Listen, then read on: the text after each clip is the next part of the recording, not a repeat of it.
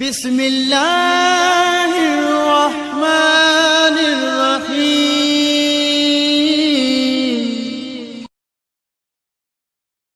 अऊज़ु बिल्लाहि मिनश्शैतानिर्रजीम। बिस्मिल्लाहिर्रहमानिर्रहीम। अल्हम्दुलिल्लाहि रब्बिल आलमीन।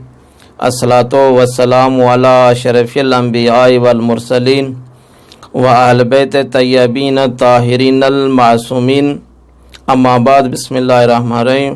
मोहतरम नाज़रीन, अस्सलामु अलैकुम व रहमतुल्लाहि व बरकातुहू।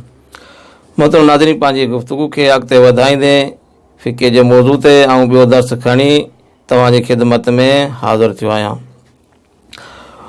मोहतरम नाज़रीन, पंहिंजी गुफ्तगू तहारत जे हुकुम जे बारे में हली रही आहे।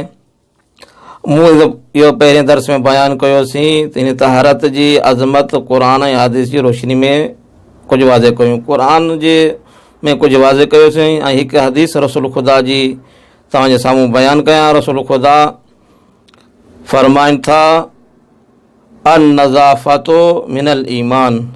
नज़ाफ़त, सफ़ाई, सुथराई रखणु ईमान जो हिसो आहे। ख़ुदावंद मुताल कुझु अहिड़ियूं शयूं पैदा कयूं आहिनि जेकी ख़ुदि बि पाक आहिनि ऐं ॿी शइ खे बि पाक कनि थियूं। पोइ उन शइ खे इस्तेमालु कयो थो वञे ऐं उन्हनि मां ॿीहर इस्तेफ़ादो कयो थो वञे। यानी अगरि का शइ नजिस थी वई, नजिस थियण खां पहिरियां जे इंसान इस्तेफ़ादो पियो करे, अगरि शइ नजिस थी वई पोइ जेका उनखे वरी पाक करे उन ॿीहर उन शइ मां इस्तेफ़ादो करे सघे थो।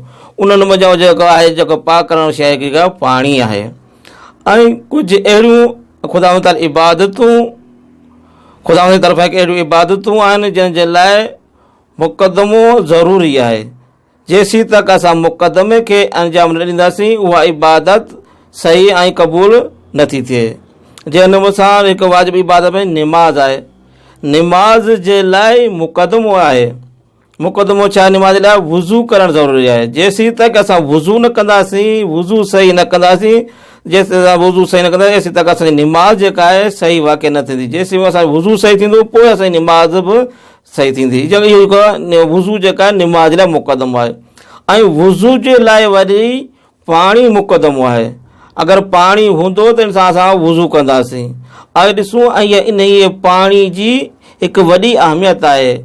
ऐं जेके ख़ुदा जे तरफ़ां पाणी हिकु नेमत आहे। दुनिया जो पाणी जे बग़ैर, दुनिया में पाणी जे बग़ैर इंसान ज़िंदगी गुज़ारणु इंसान जे लाइ मुश्किल आहे। ज़िंदगी जो दारो मदार पाणी ते आहे। चाहे इंसान हुजनि या हैवानात हुजनि या ॿियूं नबातात, उन जे हयाती जेका पाणी ते आहे। छो ख़ुदा मुताल पाणी जे मुतलक़ फरमाइनि था, वजअलना मिनल माए कुल्ल शैइन हय्यन। ऐं असां हर शइ खे पाणी सां ज़िंदा रखियो आहे। यानी हिकु साहबी रसूल ख़ुदा वटि, या रसूल अल्लाह, मुंहिंजी अमर जेका आहे हिन दुनिया मां वञण वारी हुई त मुंहिंजे अमा कुझु जेका अल्फाज़ चवणु चाहियो पिया त आउं जेके उहे अल्फाज़ सम्झी न सघियुसि। या रसूल मुंहिंजो वज़ीफ़ो छा आहे? रसूल ख़ुदा फरमाइनि था, पंहिंजे माउ जे नाले सां हिकु खूह खोट, उहो उन मां माण्हू पाणी पिणु इस्तेफ़ादो कनि त माण्हू उन जे लाइ सवाब ख़ातिर हिकिड़ो खूह खोट। यानी पाणी जी दुनिया में एतिरी अहमियत आहे ऐं एतिरी जेका आहे बरकत आहे। ऐं रिवायात मिले थो ऐं राग इन पाणी खे इसराफ़ न कयो वञे। ऐं रिवायात मिले थो पाणी खे इसराफ़ न करणु घुरिजे।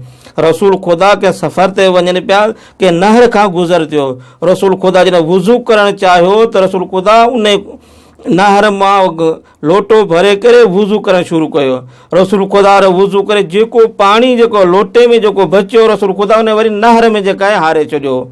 त या रसूल हिन खे जेका हारण जी कहिड़ी ज़रूरत आहे? रसूल ख़ुदा चयो हिन पाणी जी जेका आहे इस्लाम जी अहमियत आहे, इन खे जेका आहे इसराफ़ न कयो वञे। ऐं हिकु दफ़ा रसूल ख़ुदा सल्लल्लाहु अलैहि वसल्लम जे सफ़र ते वञे हिकु शख़्स नहर जे मथां वुज़ू करे रहिया हुया। रसूल ख़ुदा उन शख़्स खे जॾहिं उहो पाणी जेका घणो पियो इसराफ़ करे, रसूल ख़ुदा खे चयो त हीअ पाणी जेका क़ीमती शइ हिनखे इसराफ़ न कर। रसूल ख़ुदा हुनखे इन हिदायत कई। उन चयो या रसूल ऐं नहर जे किनारे ते वेठो आहियां, अगरि जे इन मां थोरो पाणी ज़ाया थिए में छा थियो? रसूल ख़ुदा चयो सल्लल्लाहु अलैहि वसल्लम फरमायो इहे पाणी जी वॾी इस्लाम में वॾी क़दुरु आहे। अगरि चाहिजे अगरि नहर जे जेके किनारे अगरि पाणी घणो छो न हुजे, बल्कि इनखे इसराफ़ करणु सही कोन्हे। माना रसूल ख़ुदा उनखे पाणी खे इसराफ़ करण खां मना कयो। अॼु जी पंहिंजी गुफ़्तगू पंहिंजी पुॼाइणी थी पए, इंशाअल्लाह वरी तव्हांजी ख़िदमत हाज़िर थींदासीं। अस्सलामु अलैकुम वरहमतुल्लाहि वबरकातुहू।